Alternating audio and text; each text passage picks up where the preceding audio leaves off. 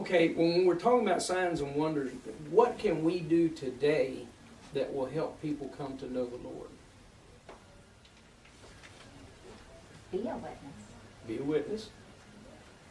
I was thinking the same thing, like tell some of the things that have, happened in your life as an example. Right.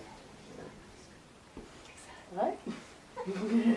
That's especially when you buy an ice cream. Especially with cocoa bananas. Oh, Yeah. Watch it, Coke and banana. Be a friend to those who need it, I mean. That Okay. way you can get started on them. Right, okay. What kind of things, now see, here's the important thing to ask.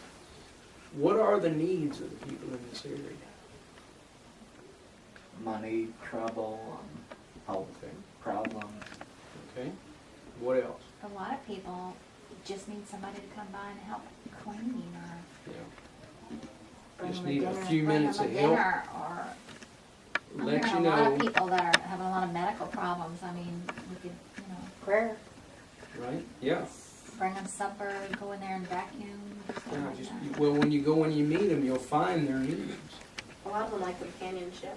Mhm. So just Yeah. being a Yeah. godly example, like they'll Right. wonder why you're different than everybody else. Right, exactly. So those are the things that we need to incorporate, and those are not magical things, but they're signs and wonders, that we're showing people that we are Christians and we're putting rubber to meet the road. So a lot of people never do anything. They just come to church and Just show think up and we... do a bunch of stuff and go home. Right, right. So that's one of the things we need to focus on. Okay, now, knowing this, what does our church do to fulfill that? Well, we have a lot of different missions. We have one that's local is the homeless ministry, Mm-hmm. and for the we have the TLC, the Tender Volunteer for the Elderly. Mm-hmm. Anything else? I think the WU do meals for people Yeah, they don't. Yeah. when they're having surgery or ill or something like that. Kiwanis. Oh, that's We have Sunday school. Go Cubbies! Go Cubbies! We have Sunday school. We have Sunday night. We have Wednesday night. Got a Bible study. And pretty much, is there anything else that we could be doing? Is there anything lacking?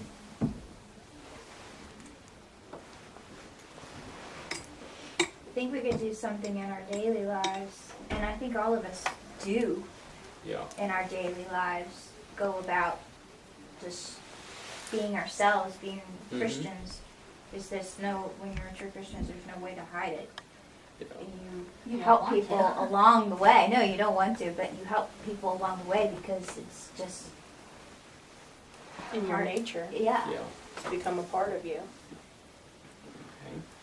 Now here's something that some people say this is communism in verse 45, but it's not communism it's more of a socialism without the totalitarian dictators.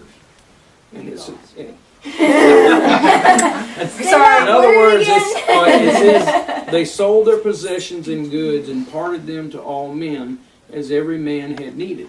In other words, if we just pool our money and then, okay, Heather needs this, so we put money into that. And Dave We needs need a this. pool. Right, they put it all together okay. and then they gave it out to whoever was really in need.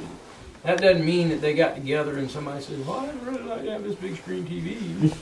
It was about their needs, okay? Now, do you know anybody nowadays that would be willing to do that? Not many people. No. Not very many. No. Mhm. Hardly anybody. Now, there were some in the 60s that wanted to do it, but mostly that was around not going to Vietnam. For different reasons. Right, that's what most of it was about. Communes. Communes. And that was the Or principle. monks. Principle of that, yes. Monks do Yeah. that. They all Monks live in there. and nuns. There's also, priests who do that too. Mhm. Yeah. Yeah.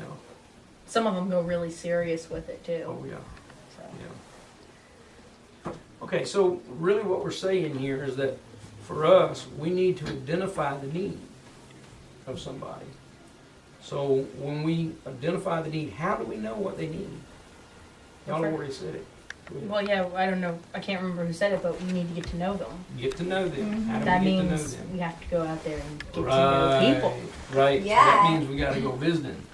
Yes. And so that's why each week y'all need to find somebody, and there's different kind of categories that you can work on that. Just take one person and come back and tell them they need this, they need that, and let's see if we can work on that. Now that doesn't say that's the only one we're going to do. We're going to find as many as we can that need help. Like some of them, just they need companionship. Okay, talking about just meeting the needs of people, is spiritual health can affect other areas of life as well. A growing number of medical studies reveal that strongly religious individuals are likely to be healthier and even live longer than less religious people. In fact, as of the year 2000, 6 medical schools were using grants from the John Templeton Foundation to incorporate faith or spirituality into the practice of medical care. 2, a church that ministers to spiritual need, in fact, also ministers to the whole person. Okay, now that's a key that we need to kind of work on. We want to minister to the whole person. Okay, it's hard to tell somebody about Jesus when their stomach's growling, when they're hungry, when they're cold.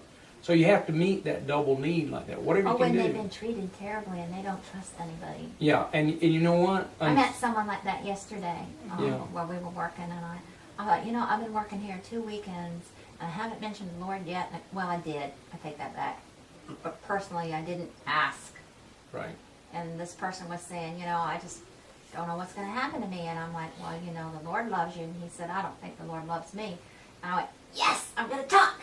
So, I don't think I made a dent, but I do think he went away knowing that the seed maybe been planted. And he just kind of shook his head. He said, no one loves me. No one wants me. And I said, I know I'm going to see you again, so I'm going to make a plan.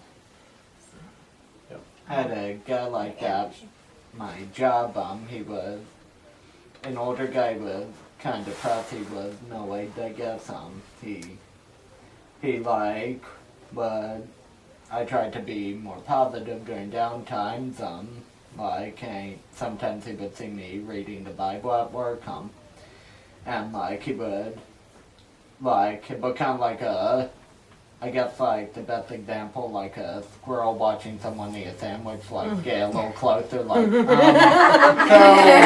does the Bible have to say about this? He wasn't trying to be mean or anything, just had some questions I would But you were ready. try and tell him, and he'd say, oh, okay, and then come back like a waller, what does it have to say? All right. And finally I got him his own little Bible and told him well, if you have questions about that, I would recommend reading this and this. And That's neat. That's good. All right, let me continue. And so we see that the church of this time, talking about in Acts, the early church, grew because the Holy Spirit empowered them to become a deeply caring community of believers, where God was able to go do great deeds. These great deeds were done through a church that cared about human need of every kind, from physical to relational to spiritual. That is the kind of church we should also seek to be.